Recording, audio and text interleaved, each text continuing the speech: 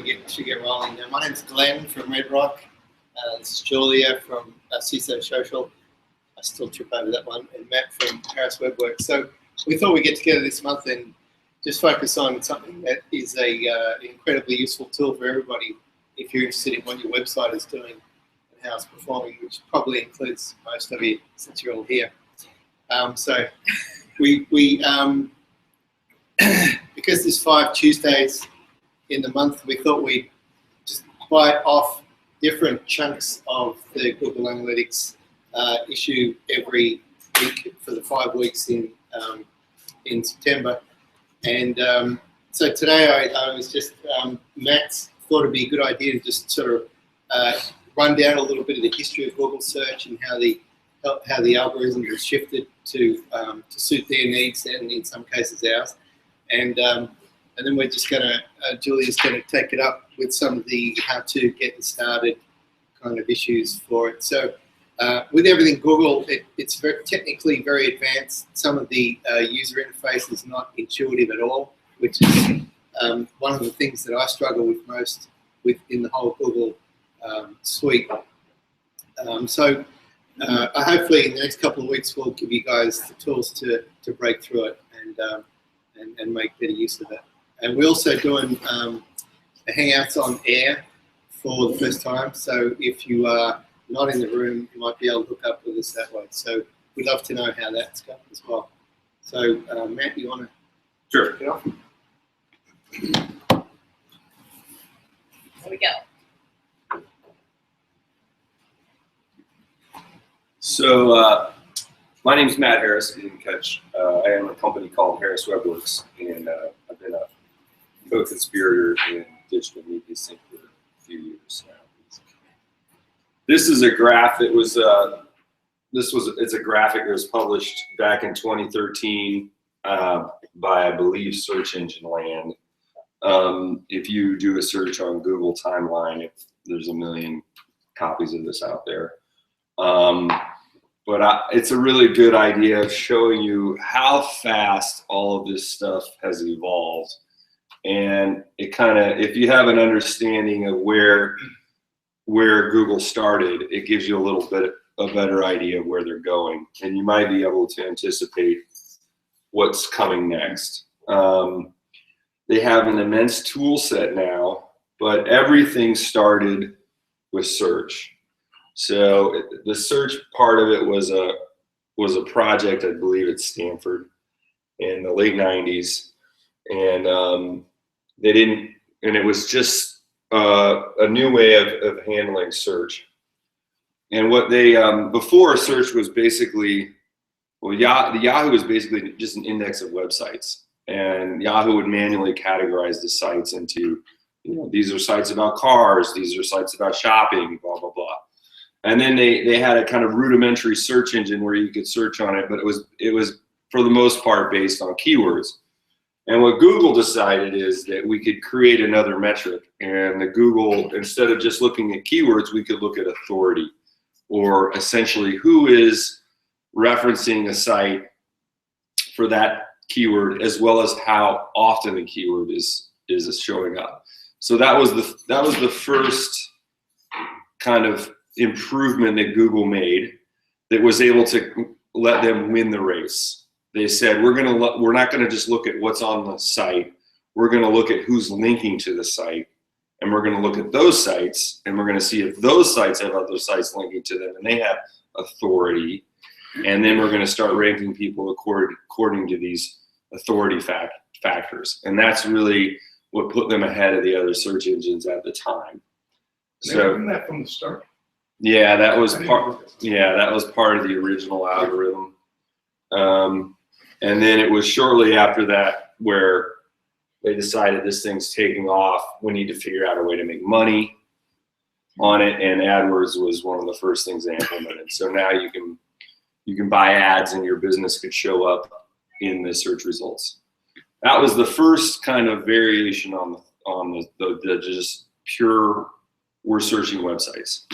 And from there, it changed pretty dramatically year to year. They would add additional stuff on. And the first thing is they created an image search. So now instead of just searching for websites, you can search the internet for images. That makes sense. Did you mean was kind of like the smart finishing your search phrase. So they could say, well, that was a misspelled thing. You idiot, did you mean this? And then you can search on that. And then they started adding on what they call vertical searches. So you could search the web, but you could say, all right, I don't want to search just all websites. I want to search just news articles. And then I want to search just products.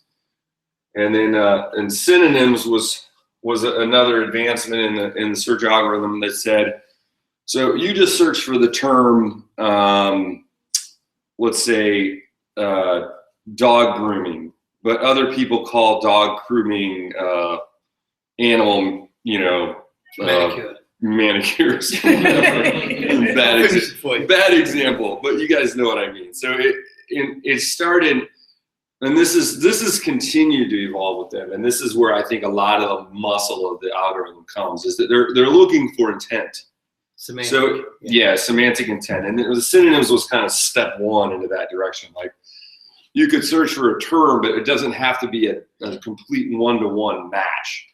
We know that this term is also associated with this bucket of intent.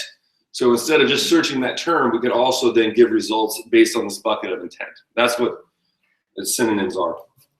And then again, more verticals, books, stocks, local. That was huge because Yahoo at this point, where we're in 04, they're kind of winning the local race. You can start to see Google kind of trying to go after some of their competition. So we're gonna try to take a little chunk of local away from Yahoo. Autocomplete is basically a real-time version of Did You Mean? So you're writing it in and it fills it out for you. Again, we're at 05, 06, more verticals. You got sports scores, flights, weathers, video, movie times, parents, and then universal search is basically saying we're kind of going to search everything. So this is where this phase here is where we kind of Google starts to make a transition. So they started with just searching websites, but in doing websites, they're creating this immense database. They're all their own database. This is their own data, right? So they also have then created these synonyms. They have all this data related to vertical searches. They have all this search history of their users. They're now doing autocompletes so they can anticipate what you're writing. And the bottom line is they used to rely on all this data that was out there that was supplied by the websites. But now, because they've been searching these websites for, I don't know, 8 years, 9 years, 10 years, they have their own data based on this search algorithm that they built. And now they can start searching the algorithm in a more deep manner. And they can start compartmentalizing their data so they can give you results. So instead of saying, who won the 1956 World Series? Instead of giving you a website with the answer, they'll just give you the answer. We already know that because it's in our data. So instead of wasting your time at making you have another click to go to a website, there it is, boom. And so this is where they start to get into this idea of basically machine intelligence. What they're transitioning into is smart search, universal smart search. This isn't about finding websites. That's a component of it, but it's become larger than that. Now we're just giving you answers to whatever you're looking for. And we're also starting to associate who you are, where you are with the results we're going to give you. It's not just, I'm in California, I'm searching for auto dealers. Now I'm in New York and searching for auto dealers. Those are two different search results. We know you're in New York already. We already know you're in California. Why give you the result for the other side of the country? So they're getting a lot smarter about that. And then this 08 phase is when they got the Google search app, which means mobile. And then a lot of this stuff moving forward is mobile focused. Again, voice search, you wouldn't do that on a desktop. That's mobile. Google Instant, I'm not exactly sure what that is, but I think it has more to do with knowing your location. And then they add in voice search on desktop, search by image, where they bought a company that had a really good find a similar image thing, and they added it in. So now you can upload an image to Google through Chrome, and it'll find other instances of that. And it'll say also other similar images. That was a technology they bought and added it in. Google Instant is when you're typing into the search engine, it automatically brings up the other searches. That's what it is? Okay. And then knowledge graph is more of kind of an advancement on that universal search, where they're going into their big data set that's their own data, and saying, we know that you were looking for Martin Sheen, and here's the top 10 movies he's in, right? So it's giving you not only links to his bio, but also giving you what they think is going to be the information that you're most looking for. And none of this is necessarily linking to a website, right? You're just getting the answers right off of Google. And where does Android fit on the graph? Android was right in here. I mean, the Google search app was kind of like the beginning, I think, of Android, and then they built it into the whole operating system. This stops at 13. Now we're 2 years later, so we'd be about here. And really, what's happening here is more mobile stuff. But the big thing was this mobile Geddon, where they I don't know if you guys have heard that term. What they did is they had a search engine that was built on desktops. And they realized that there was a big difference between a desktop user and the results they wanted and a mobile user. And they also, I think they wanted to put a little bit of pressure on the developers, the website developers, to do better mobile content, because everyone was on their phones, and yet they're getting these kind of crap websites that you can't use on a phone. So I don't know how much that had to do with it, probably less than they're just trying to create a good user experience for their users. So they separated off desktop and mobile now, essentially. So if you search a desktop on a desktop computer now, you're going to get one set of results. If you do the same search on your phone, you're going to get another set of results. They might match up depending on what you're searching for, but it's essentially two different search results. Quick question: the graph. Mm-hmm. What is that implying? Market share, or its growth in size? What's the gray line? I think it's just showing their growth, like they're stepping up. All their service. It's just like they're getting deeper and deeper with what they do. Somewhere in this whole thing is Google Plus, which we didn't mention, and that's been like a fail for them for the most part. I think they haven't really been able to figure out how to leverage that, and that's kind of interesting. To me, it marks kind of a rethink in Google. That, and the fact that now they're broken up their company into these different smaller companies, and I think they've gotten too big, and they're taking a step back and saying, when we were at our best, we were really focused on one thing. We weren't trying to do everything. And when they got into Google Plus, I feel like they felt threatened by Facebook. They wanted a piece of that action, and they just didn't do a really good job. It was kind of a mess. It's still kind of a mess. And I don't think they really know what they want to do with it yet. I think there's probably people in the company that want to just trash it. But my thinking, I always thought that what they were going to do is they were going to put social indicators into search results. So if I have a big community of friends or colleagues, I could start to get search results that they thought were valuable or that they would want to share.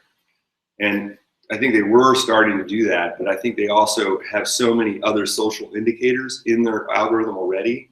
Like if stuff is being shared on Facebook and Twitter, they already know it. So they can put those indicators in their search results. So and because theirs was not as used as much as those other two, became less valuable that data. So I think I'm kind of speculating. They don't share all this stuff like their strategy. Although I have to say they are doing more kind of consolidating their Google business offerings, so that when you go into a Google business account, that's where you have your local, that's where you really should, as a business, set up your YouTube channel. There's events and that sort of thing, and all those get kind of, it gets moved back to search, even Right. though it's still part of the communities, but I think it's kind of pushing it into your Google search app and making sure that a business, especially a brick and mortar, that's, you know, has a physical location and everything. Is there any way we could just pull up a search real quick, just to show people? I think most people already know, but like, just type in like Tom Cruise. We'll do a funny one.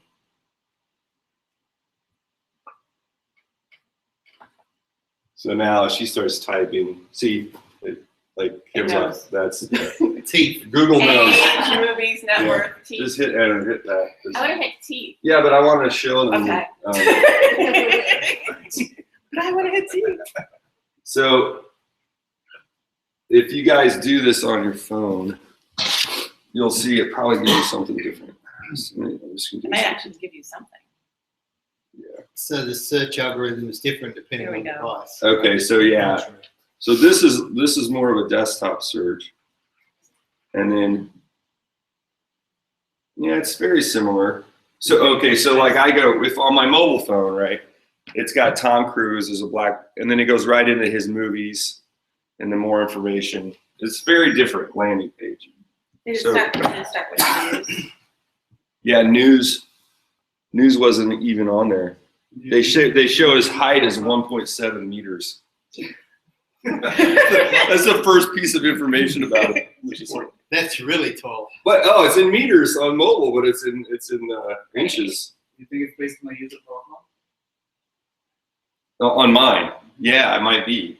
I was just in Costa Rica. And it Actually, Oh, because see, that's it. Julia's logged in and you're on your, so there's Yeah. 2 different profiles. So there's 2 different profiles. So that's That's the point. crazy. Yeah. So anyway, it's gotten so complex. I mean, they're putting out these search results based on, you know, what they've learned and what they have and their big algorithms. But what's crazy is it's gotten so big. There's no one really knows how to. You know, you can't just go in and say, we don't like the way the Tom Cruise search results are showing up. Let me call Google and have them fix it. That's not going to happen. Like it's way too complicated for that. These huge algorithms, and so it was kind of interesting and unprecedented, I think, is that the business has become this thing of machine intelligence. It's become this huge computer program. And you're no longer dealing with a company and people. You're really dealing with a robot. You're dealing with this vast thing called machine intelligence. So if you want to make a change to how you're showing up, you have to understand how to change your content that you're creating, how it's being presented out to the interweb, and then hope that Google picks it up correctly. But there's no way, with a few exceptions like your accounts, you can proactively update your accounts. But in terms of how you're showing up in these search results, it's really based on working with the algorithm, knowing what the algorithm is going to do, trying to anticipate what the algorithm is going to do, and then creating content accordingly. So this idea of SEO is also changing because it's not really even search anymore. It's machine intelligence. But if you're online, the basic fundamentals don't change. Your website is your piece of real estate that you're building on. That's where you have online equity. That's where you want to put your effort. And you want to have analytics on there because that's going to tell you what's going on. If you want to have an understanding of what Google's doing and how it's finding your site and how people are getting your site, you want to use Google Analytics. But you also have to take a step back and look at the whole big picture. Can you do one more search for me? Sure. This is a little bit of adaptive versus responsive. If you can,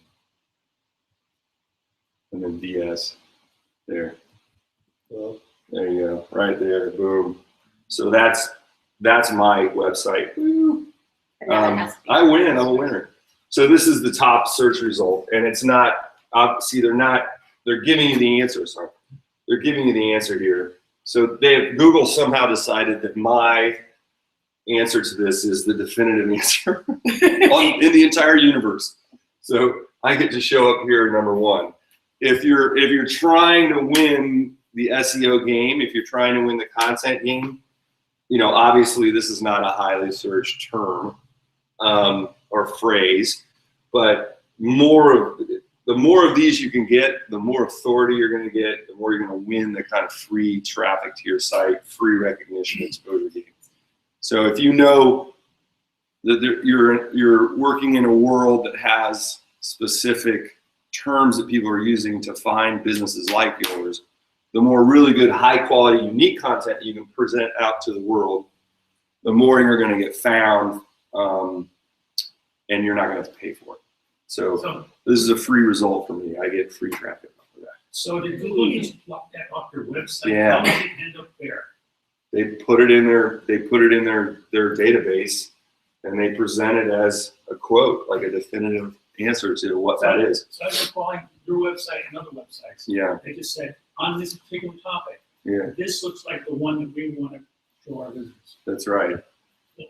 Yeah, it's cool, but it opens up all kinds of questions. Like, what about, you know, copyright?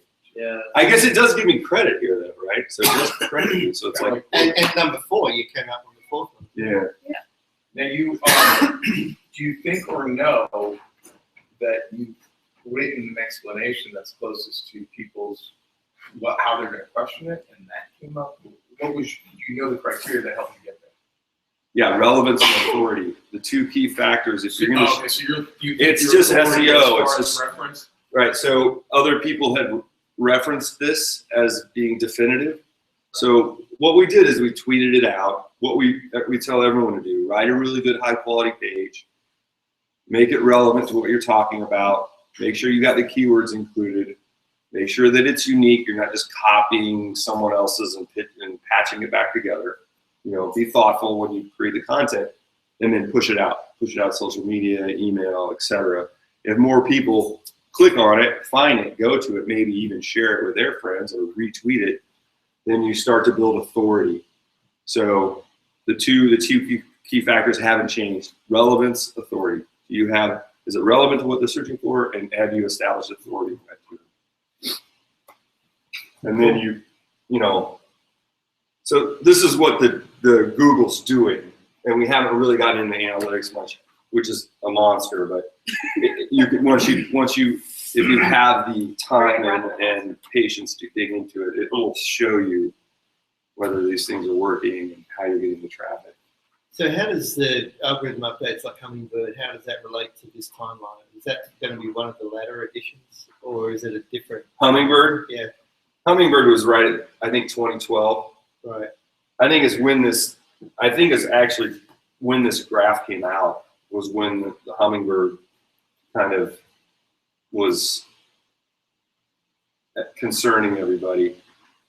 You know, you might have heard of it was like Panda, what was the other one?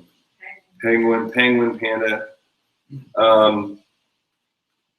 So people realized way back then what they were doing. They realized that it was based on inbound links and keyword density.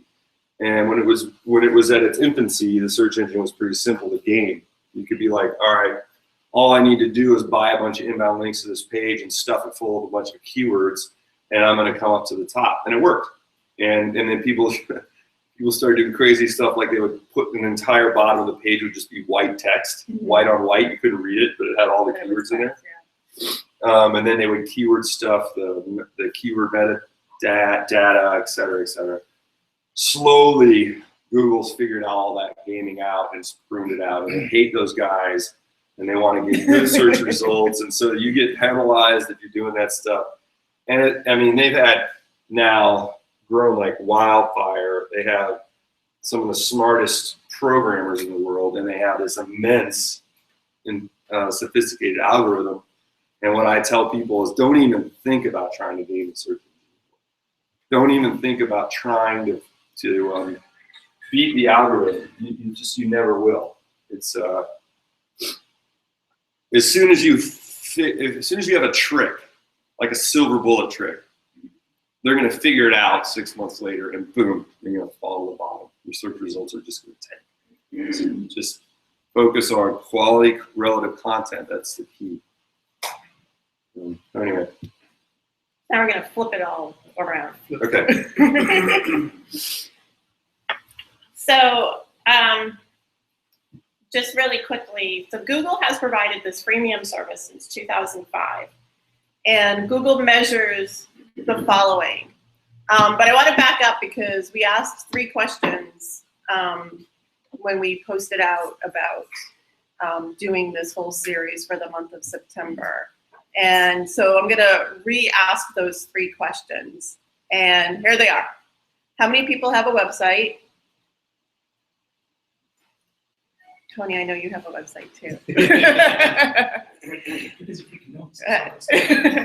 How many people, we have it on camera too.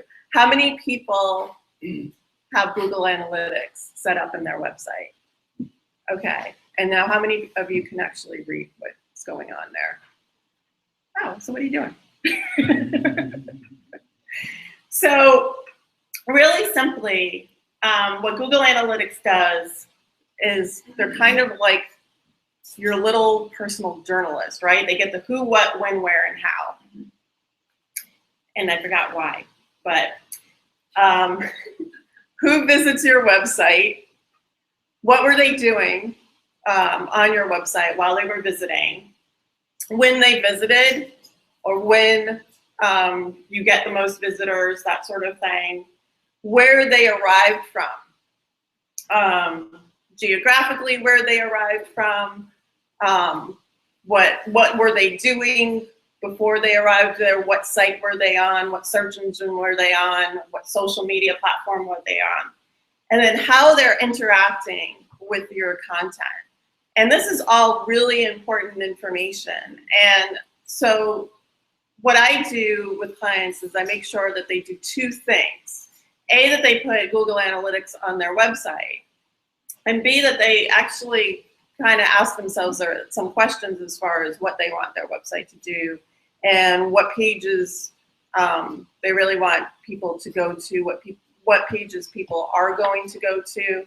So Matt was talking about the difference between a desktop and a mobile. So on a desktop, you want to give certain kinds of information, and on a mobile, really the information that you want to give is telephone number, and how to get to where that particular business is.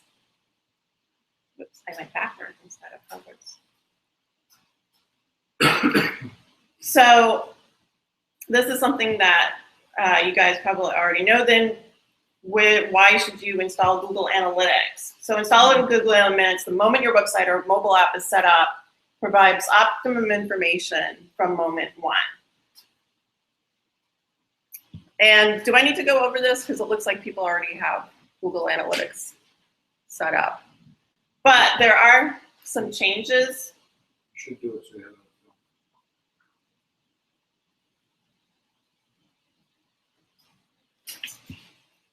So this is the very beginning, how to create your Google account. So obviously you have to have a Gmail account as well. And you put all this information in, and it'll take you to your business account. But I'm already in there, so this is what it will look like. I want it to go into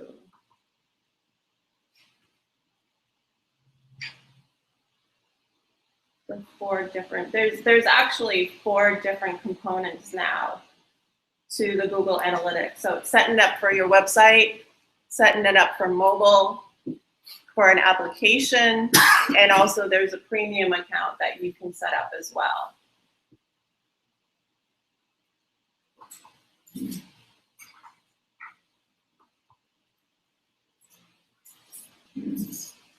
And then here I have several accounts set up, so I'm just going to go to one of them.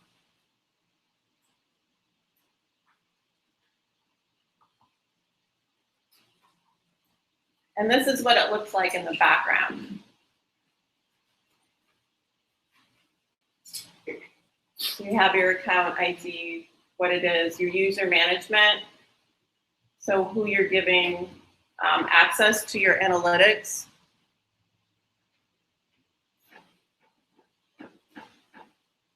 Julie, could you just back up that one page, I looked at all those different checkboxes. Yep. I'm just, seeing this for the first time, what do all these different checkboxes mean?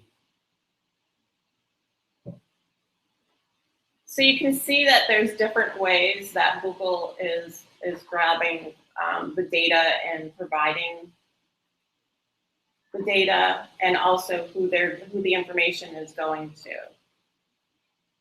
So Google products and services, share Google Analytics data with Google to help improve Google's products and services. So it's helping them to understand what you're looking for in your reporting, and increasing that capability. Logging in for technical support, giving the marketing specialists and sales specialists. So oftentimes, like if you're doing Google AdWords, there's people in the background, and all of a sudden you'll get a phone call from somebody who says that they're a Google specialist and says, hey, I see that you're utilizing Google AdWords. You're doing a pretty good job. They never tell you you're doing a horrible job.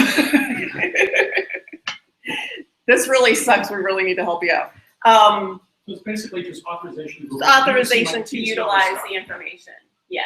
And you can uncheck all of those things as well. And, you know, not give them. And then this is the change history. This kind of tells you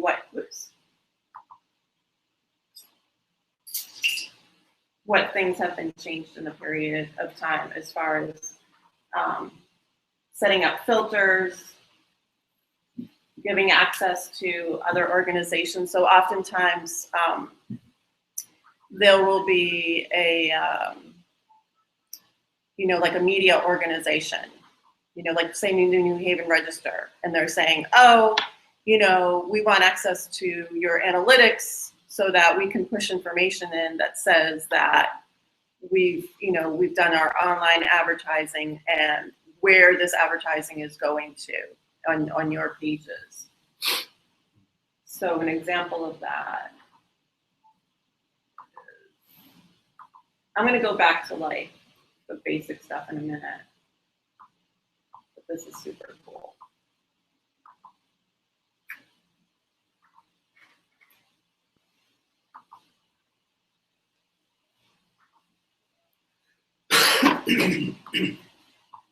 So just as an aside, throughout the rest of the month, we're going to really dig deep into here.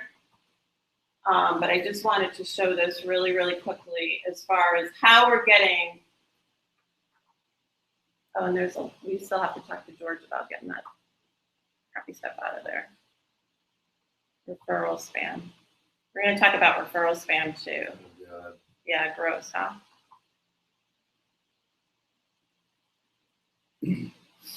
But this is the New Haven Register. And this is their banner advertising. And we did banner advertising with them for what, like a week or so? Yeah. A little over.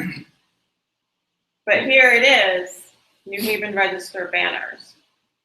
So we can tell how working with them for a week, how many clicks that sent over to our website, basically. Now, did you do that with an event, or did you do that as just page? Just this page. It's a banner. And then Oh no, you're talking about event in the Google Analytics. Yeah. We did not do it as an event in Google Analytics. Because you're tracking, this is inbound to your site, not to Mhm. yours, right? Okay. Yep. So you posted a banner on their website, and this is the traffic feedback. That we got from them. and they only gave us 50,000 clicks or 50,000 impressions. So And then we Wasn't can that see long. within that period of time as well how social, not paid social, organic, yeah, there we go, has worked for us. So there's Facebook, winning the game, and Twitter. And then we can go into, we don't have Google AdWords set up for this particular account. Yeah, with your Facebook and your Twitter, is this just grows into the whole site? Again, it's not specific to anything you're putting out on Facebook and Twitter. It's any traffic that's coming. It's any traffic, well, it's any traffic coming organically, but then we also track the advertising separately as well. So those. But would this include anything if you did like a specific organic traffic, a specific, landing page, a campaign that was? Yeah. So we'll track it by the page as well. And we're actually talking about that at 2 o'clock today. We have landing pages that we set up that we're sending traffic to. At 2 o'clock. No, internally about this particular client. Yeah.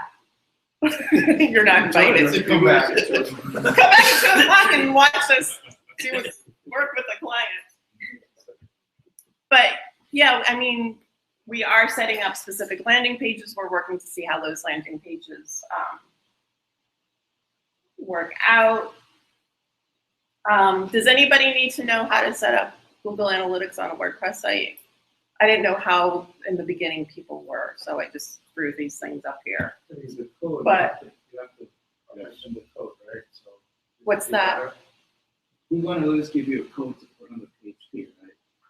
Yeah, they give you a code, but then the other thing too is it's like I've been using this particular plugin,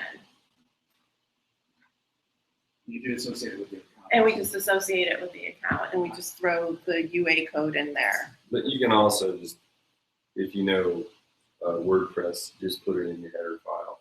Yeah. Copy and paste the code and put it in the header file. What's the plugin? I'll send out the presentation because it's only like 10 slides, and we also have it on Google Hangout as If you well. just search Google Analytics on WordPress, you'll find it. And usually they have I would say the most popular, it ends up being the best. This one I think is, it's Google Analytics, and the author is Kevin Silvestri or something like that. Right here, Kevin Sylvester. And we have that on a lot of our WordPress sites. Do you use that one or use a different one? Or you just We do it one manually, component? but You do it the thing manually. is, if you're gonna do plugins, as like a word of caution, if it's a free plugin, you have to look at the ratings. And our rule of thumb is we only install plugins that have a high install number and the high ratings, and they're from a reputable developer. Because some of these plugins come with all kinds of bad stuff, and WordPress doesn't always do the best job of weeding those guys out. So you can actually just install a plugin that can be onto your site.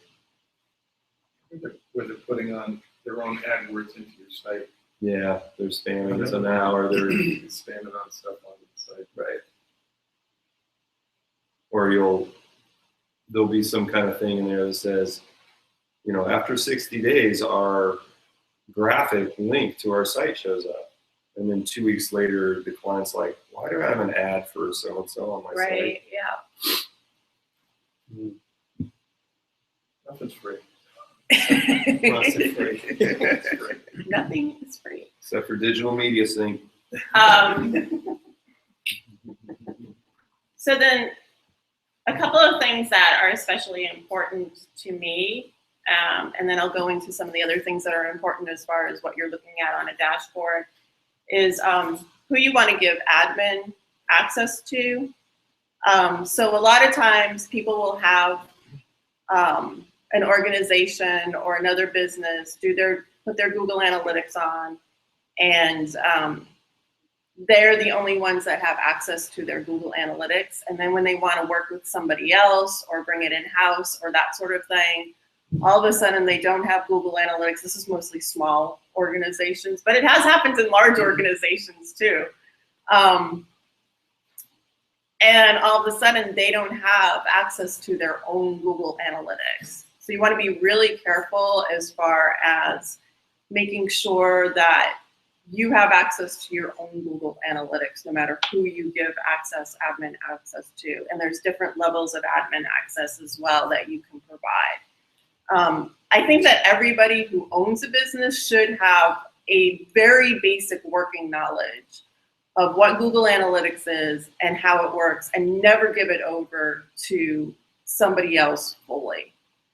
Because when you want to bring it back in for whatever reason, you're pretty much stuck. And I've worked with several people that we've had to track down their Google Analytics, or we had to switch things around somehow in order to kind of like back out of where, you know, the previous person was. It's a valid point. I had 2 clients in the last 3 months that they actually paid someone to set up their Google Plus site, analytics, all that stuff, and then they came along and they didn't want to use them anymore, and we couldn't figure out. I submitted through Google Webmasters to get the site changed, and we ended up just building it out, so we ended up paying for it twice. Yeah. And then really that's what happens is, you know, when we were talking about it's, you know, a big monster machine, and yeah, you submit, so you can't like just call somebody. I mean, you can. I've called people, but they, you They know, don't know it. they can't do anything. They can't do anything. True with any channel, any social channel, like LinkedIn is another one. Oh yeah, you should have. You should make sure that, and you're the one who owns the business, and even giving it to an employee as well. You know, Or it just all comes back. Make sure that you ask the right questions if you have someone else do it. Like, work with a reputable company. But like what we do is we do what we call our one sheet. Whereas if we're doing a full thing from scratch, everything, social, analytics, website, all that, we start with a Google email, a Gmail address, and we link everything through that we can to that Gmail address. And then we put everything on one sheet and we save it as a locked PDF and we send it to them. I'm like, you own this. Yeah, that's know that you own this. Yeah. We're going to be using it, but if we ever go away, you can hand this off to the next person. And we just do that as what I think is an honest business practice. We don't own it, you know. We do the same thing. Also with the WordPress admin side and all that. Exactly. Posting the domain name. I can tell you how many people got screwed up on their domain name. Their developer owns their domain name. I'm like, you can't let the developer own your domain name. Right. Yep. Yeah. So Matt, you never would email that stuff. You could always put it in a lot of PDF. Which answer do you want? No. Since we're being recorded, yes. I always.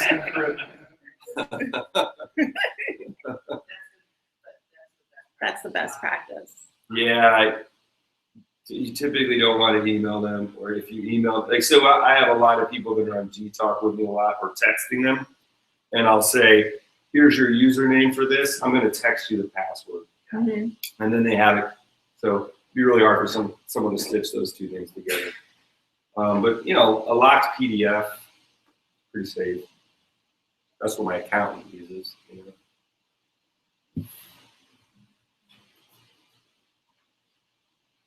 Okay. So since we got about 5 minutes and we're a little further along as a class than I had thought. So I just want to go over a couple of things and then kind of get a little bit of feedback. We have an idea of what we're going to be doing over the next few weeks as we dive deeper into the actual analytics and doing reports and that sort of thing. Has everybody set up their dashboards? Why would you do that? So it's basically to get the information that is really, really, really important to you. So here with this particular client, we have goals set up and that sort of thing.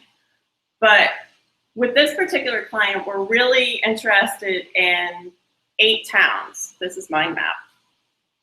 So we want to see how many new sessions there are within those 8 towns and what kind of things there are that can boost that. So this is actually just a very simple setup on the dashboard. As I scroll down, it gets a little bit more robust, and then I have other dashboards up here as well that I'm looking at. But I want to see how we do a lot on Facebook and Twitter. So for my dashboard, I want to see how people are doing on Facebook and Twitter. I want to see how many people are going to the landing page that we have set up for them to go to. I want to see what cities they're coming from. And if I see that there's, I'm interested in New Haven, not so interested in Samara, New York, Cambridge, but West Haven I am, and Hampton and Milford. So I'm going to dig deeper into that eventually. So there's different dashboards for different reasons. So that's really something where you're just taking a quick snapshot of what you want to look at. Can you do an automated report of just the dashboard? Yes. So under export, right? You can. So you can export and you can do a PDF, which I love. I hate having to do CSV files. Well, PDFs are good to send clients too. Yeah. The other thing, just really quickly, oh wait, that's export. I wanted to do email. So this is what you're talking about, the automated report. Right. So if I want to take a snapshot of the dashboard and do this on a weekly basis, say I want to look at it daily for some strange reason. I can do daily, weekly, monthly, quarterly. I can do all of this. And so I can just set up any of these. Pick the frequency, the day of the week, who it's going to, what the attachment is. I put a little note here and I send it off. This is going to send a report to whomever I want to send that report to, till the end of time. Or until I shut it off.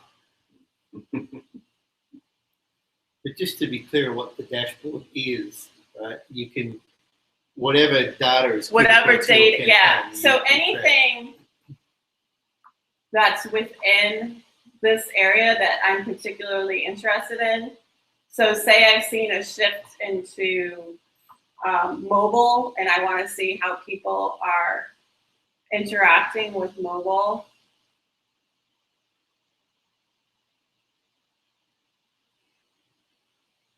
And I want to add more information. Well, this is all stuff we'll get into the next few weeks. Over the next few weeks, you're going to get into the goal set. Oh yeah, the goal set, the comparisons, the funnel flow. Page views. Yeah, just everything. Everything. The email does have in the advanced options of Yeah.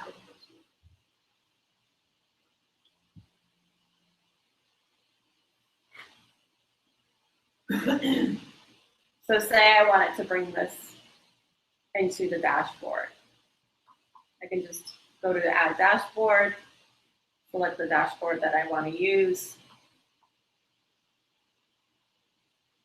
If I want it as a timeline or as a table or both.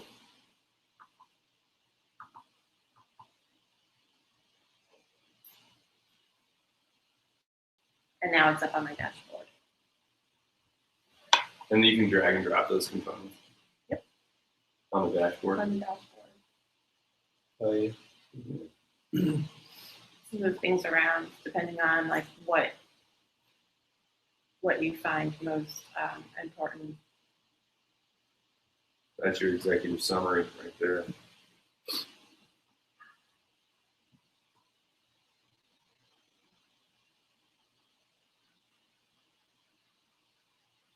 So as a business owner,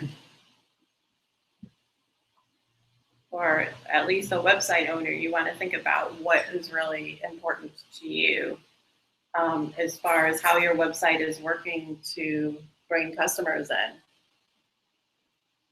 and how people are interacting with your website. And the other thing too is the paths that people are taking to get to where you want them to go. I worked with a client where they believed that their landing page was in a really good place as far as how people were moving towards it and how they were clicking through and that sort of thing. And then we looked at his analytics and we noticed that there was a couple of extra clicks that really didn't have to be there, that the information should have been moved up, that you had to scroll down to get to where you were downloading something. So it was really kind of clunky. So we actually redesigned the landing page. And we also looked at the way that people were getting to that landing page, because oftentimes, you know, people don't just go from a tweet, go to the landing page, do what you want them to do, download something, sign up, that sort of thing, and then they're gone. We found that with one particular client, it was it's Isana Med Spa, and they do plastic surgery and that sort of thing. That people are kind of hemming and hawing. They're looking at information. They go to where you want them to go, but then they kind of back out to get more information. They want to know more about the doctors. They want to know more about the procedures. They have questions. They're not sure about the financing, that sort of thing. So we were finding that people were going to the website 10 times before they actually, you know, called up or, you know, signed up or that sort of thing. So you want to take a look at what's going on there as well. So one of the things that we did there is when we had them sign up, we changed the wording so that it says free consultation. So that way you can do all of these things that they're worried about. You can take care of that. You can meet the actual doctor. You don't have to pay for meeting the doctor. It's a free consultation. And you can ask questions about the procedure as well. You sign up on the forum. You say what a good day and time is for you. Somebody will contact you, that sort of thing. And we were getting much better return on the signups by that point. So taking away some of the questions, understanding what some of the questions or what some of the fears are, and then pulling away from that. And these were all things that Google Analytics was able to provide as well.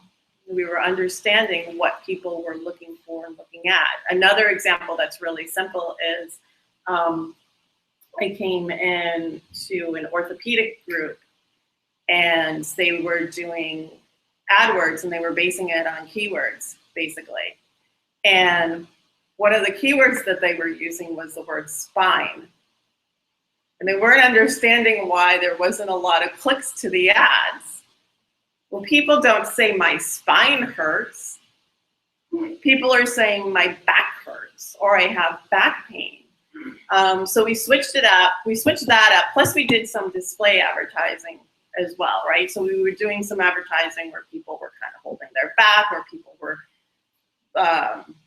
moving better, that sort of thing. And we did some video as well.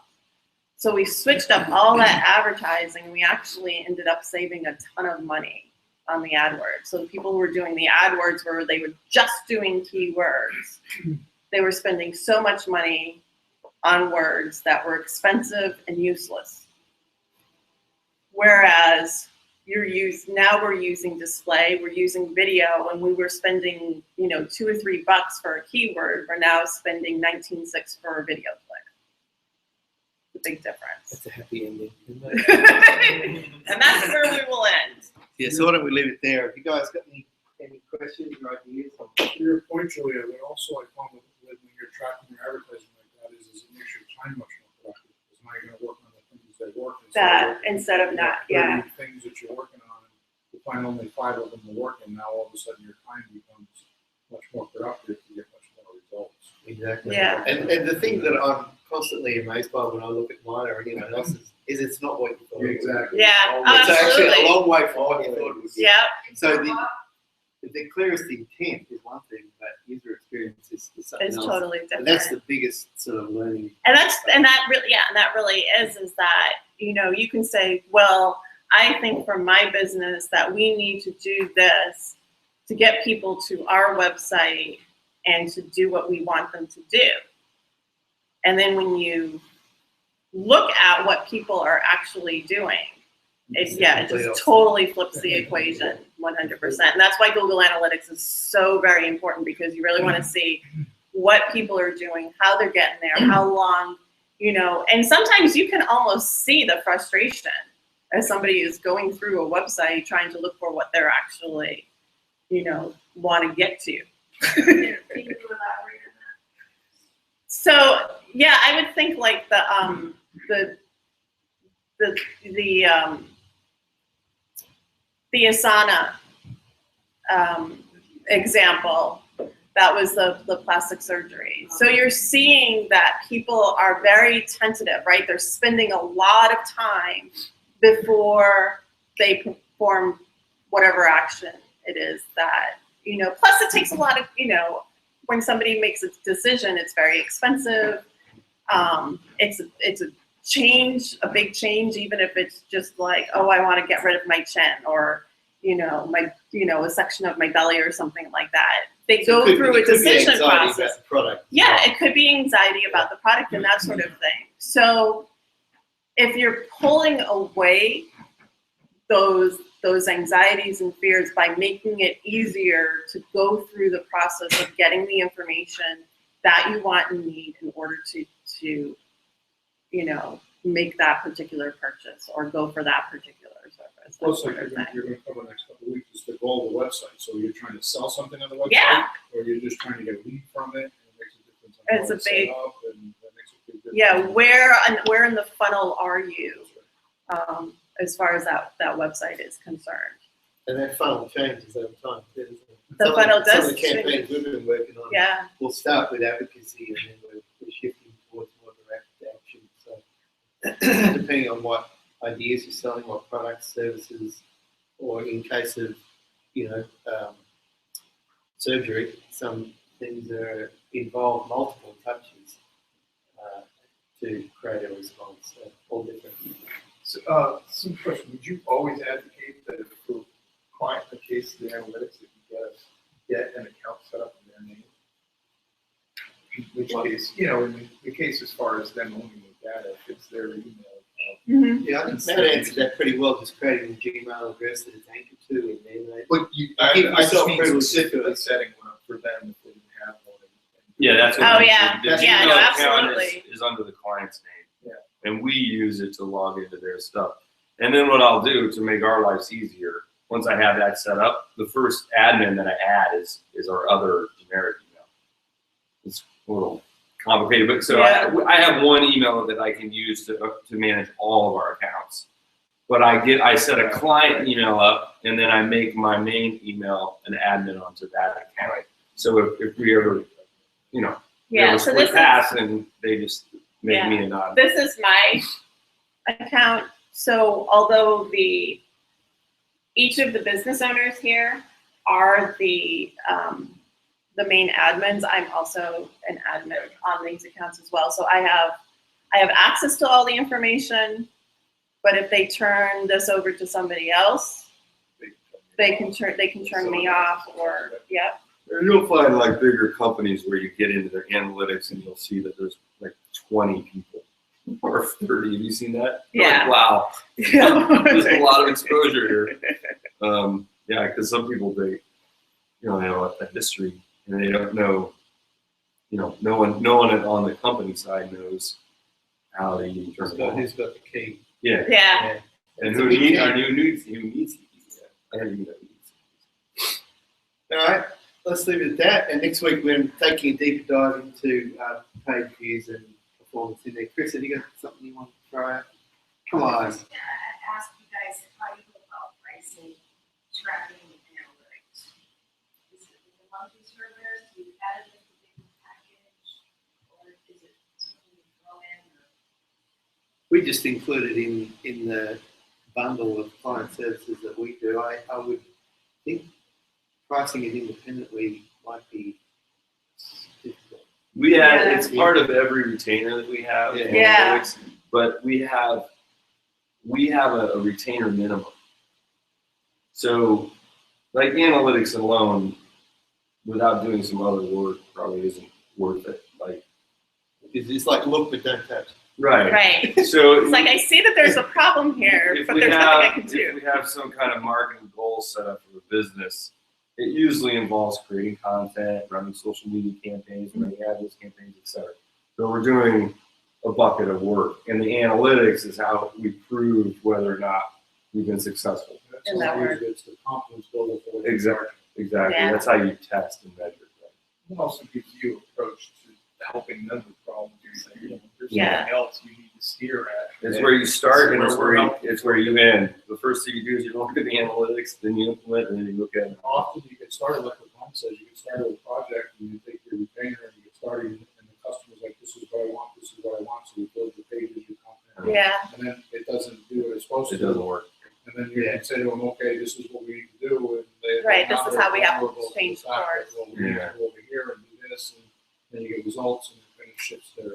It's really important to show your clients what's going on. A lot of my clients don't know about it, so they just shift responsibility to me, which is fine.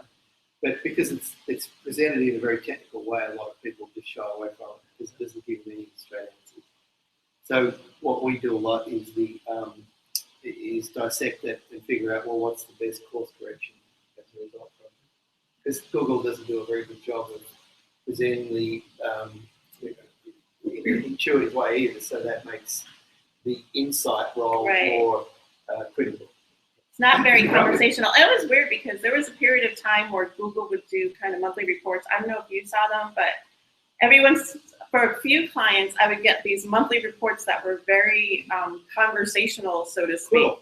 But it wasn't Quill. Originally, Google was doing it for a while, and then they backed out of it. Was it a But now human we- writing it or was it a robot writing It was a robot writing it, but it was like conversationally. it? Really? It was like, so this month you did this, and this was the outcome, and you might want to try doing this and that sort of thing. So it was like these reports that I think that they were just an introduction to a conversation, maybe to like a Google specialist or something like that. But I think that's where it was like, oh, is Pretty there soon something they're else gonna that have actually just do like this? Google Help. It's just gonna be robots. You call them up and they're like, hello, how are you doing today? Dave, We have I access to wouldn't do that, analytics. One product I've been using a bit lately is called Quill Engage. They did have a freemium that I think has expired, but it was a great way that you would just link your analytics to it, and it would produce weekly and monthly reports about the insight. So it had this insight bot that was Yeah. quite good. Did you ever use it? Here's an Yeah, like I example. have a whole bunch. Right, and they've just switched to a A paid version. premium version. Yeah, but it was a good way of a good tool that just interpreted everything that's going on and gave you simple solutions. All right, so let's wrap it up there. Thanks for coming. Same place, same time next week. Same bat time. Wow, this thing actually